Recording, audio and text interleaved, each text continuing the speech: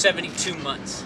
My name is Tim Maurer. I'm a financial planner and the author of the Financial Crossroads. And I need to tell you about this hysterical conversation that I had with my two sons the other day. They're ages 4 and 5, and we were aggregating the worst words that have yet to enter their vernacular. Now, at their young age, the top 3 were stupid, idiot, and dumb. And my insightful 5-year-old pointed out that, hey, Dad, I think stupid is the king of the bad words. Now, obviously, they have something to learn about bad words still yet in their lifetime. But Dave Ramsey, the world's leading authority on getting into and out of debt, will actually use these words on occasion to describe people that use debt to purchase a vehicle. Now, the rule of thumb that we need to remember is that you should not use debt to purchase an asset that depreciates in value. That means that over time its value decreases instead of increases. And there are few assets that depreciate as fast as automobiles. It's thought that the moment you drive off the new car lot, your vehicle could lose as much as 15 to 20% in value.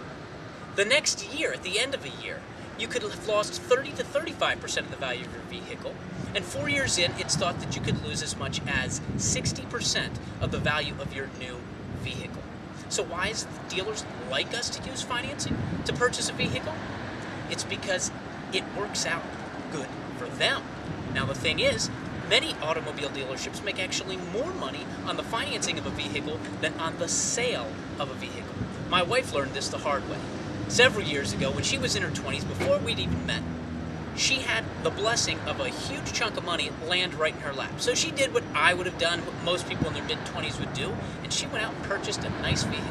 She had cash to do it, but she had to argue with the dealership for over an hour as they tried to convince her that what she should actually do is finance the vehicle.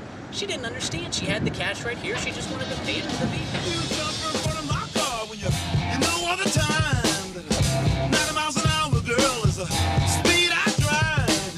You tell me it's alright. You don't mind a little pain. You say you just want me to take you. What to do is the question. I want to give you 3 primary points to remember.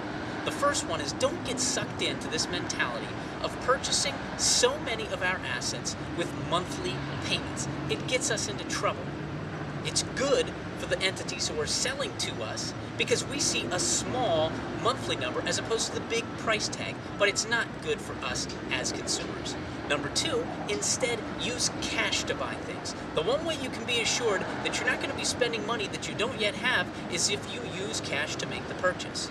Number 3, buy automobiles used. Take advantage of this whole depreciation schedule by purchasing a car after a 2-year lease. You could be getting as much as a 30% reduction. Or if you're willing to wait 4 or 5 years, you can get a fantastic car for 50% of the price. Now, I'm not calling you an idiot or dumb or stupid. In fact, I've made these mistakes myself when it comes to purchasing automobiles. But I tell you this much, I will not repeat them because the inconvenient truth here is that if you can only afford to purchase a vehicle with a monthly payment, then unfortunately I must tell you that you cannot afford that vehicle.